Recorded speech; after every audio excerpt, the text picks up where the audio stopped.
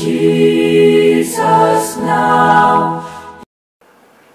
పరిశుద్ధులు ప్రియులైన దేవుని పిల్లలందరికీ యేసుక్రీస్తు నామములో శుభవందనాలు తెలియజేసుకుంటా ఉన్నాను.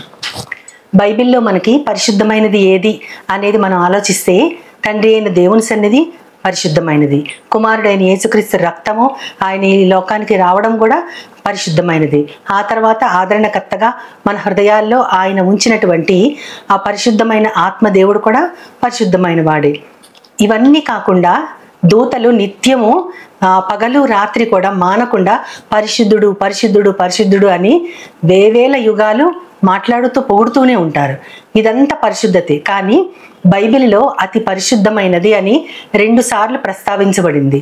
ఆ అతి పరిశుద్ధమైనది ఏంటో మనం చూద్దాం. ముందుగా యూదా పత్రికలో 1వ అధ్యాయంలో 20వ వచనంలో చూస్తే అక్కడ ఏమని ఉంటుందంటే, మీరు విశ్వసించిన అతి పరిశుద్ధమైన దాని మీద మిమ్ములను మీరు కట్టుకొనుచు పరిశుద్ధాత్మలలో ప్రార్థన చేయుచు ప్రభువైన యేసుక్రీస్తు నిత్య జీవార్థమగు యేసుక్రీస్తు ఉపదేశంలో మిమ్మల్ని మీరు కాచుకుంటూ దేవుని ప్రేమలో నిలబడినట్లు కాచుకొని ఉండుడి అని ఉంటుంది.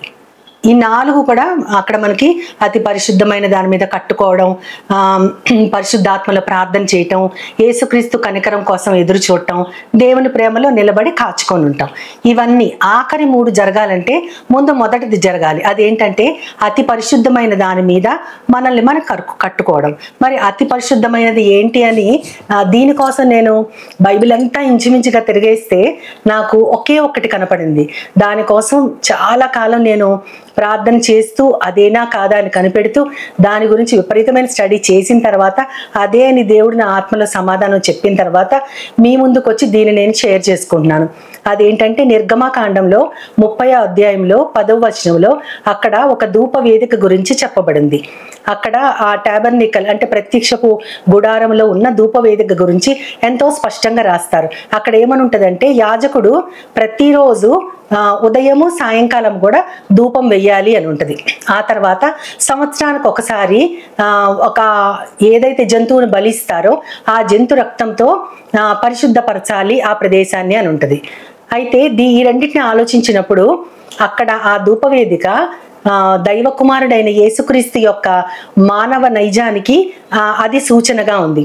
అది ఎలా అంటే కీర్తనాకారుడు కూడా ఆయన ఏమంటారంటే, నా ప్రార్థన ధూపంలాగా నేను చేతులెత్తుట నైవేద్యం లాగా నీ దృష్టికి అంగీకారం అవ్వాలి అంటారు. అంటే మన ప్రార్థన ధూపము, అది ఆ ధూపం వేసేటప్పుడు ఆ ప్రార్థనే ధూపం లాగా ఒక సూచన లాగా దేవుడు చూపించారు. దానినే ఇక్కడ ఈ ధూప వేదిక మీద ఆ ధూపము ఆయన ప్రార్థన లాగా మనకి చెప్తారు. అదేంటంటే దైవ మానవుడైన యేసుక్రీస్తు వారు నిత్యము కూడా దేవుని సన్నిధిలో ఆయన కుడి పార్శ్వాన మన కోసం ఆయన విజ్ఞాపన చేస్తూ ఉంటారు.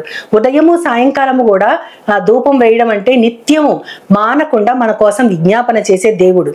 మనల్ని చూసినప్పుడు దేవుడు ఏ రీతిగా మనల్ని ప్రేమించగలరు? ఆయన అంటారు కదా, నూతనంగా మీ ఎడల నాకు వాత్సల్యం పుడుతుంది అని అంటారు. నూతనంగా వాత్సల్యం పుట్టడం అంటే మనం చేసిన తప్పుల్ని మరలా చేస్తూ ఉంటాము. కాబట్టి మనల్ని చూసినప్పుడు దేవునికి కోపం కాకుండా ఇంకేమీ రాదు. అదే కదా మనకి బైబిల్లో ఏమని చెప్తారు, దేవుడు నిమిషం మాత్రము నిన్ను విసర్జించిన గొప్ప వాత్సల్యముతో నిన్ను నేను సమకూరుస్తాను. సమకూర్చడం అంటే తండ్రి కుమారుడు పరిశుద్ధాత్మ యొక్క సన్నిధిలో దేవుడు మనల్ని చేర్చుకుంటాడు. ఆయన ఎలా చేర్చుకుంటాడు అంటే యేసుక్రీస్తు రక్తము మనకి ఆయనకి మధ్య నిలబడుతుంది. అంటే మనల్ని చూసినప్పుడు మనల్ని క్షమించాలి అంటే మనలో ఏ మంచి లేదు, కానీ తన కుమారుడు మన కోసం కార్చిన రక్తాన్ని బట్టి ఆయన దానిని గుర్తు చేసుకుంటూ అప్పుడు మనల్ని క్షమిస్తారు.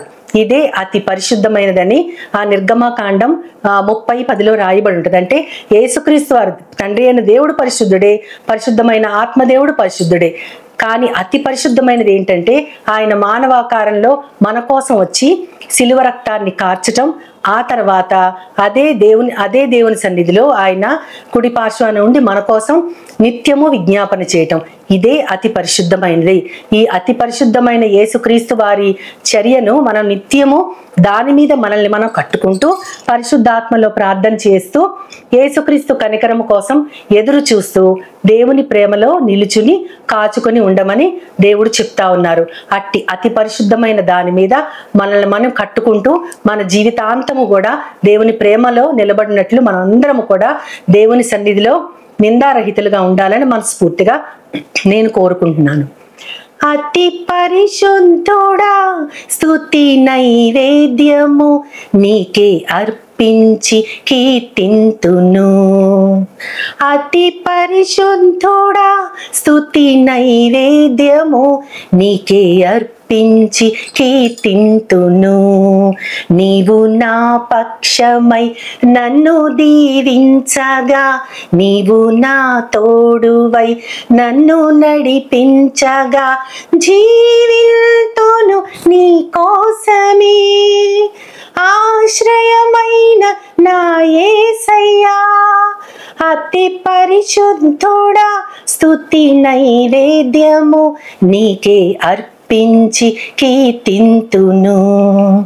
సారెపై ఉన్న పాత్రగా నన్ను నీ ఎదుట ఉంచుకొని, ఉన్నతమైన శోధనలెన్నో ఎదిరించిన నన్ను సారెపై ఉన్న పాత్రగా నన్ను చేజారి పోనివ్వక, శోధనలెన్నో ఎదిరించినను నన్ను సోలిపోనివ్వక, ఉన్నావులే ప్రతి క్షణమునా, కలిసి ఉన్నావు ప్రతి అడుగునా, ఉన్నావులే ప్రతి క్షణమునా, కలిసి ఉన్నావు ప్రతి అడుగునా.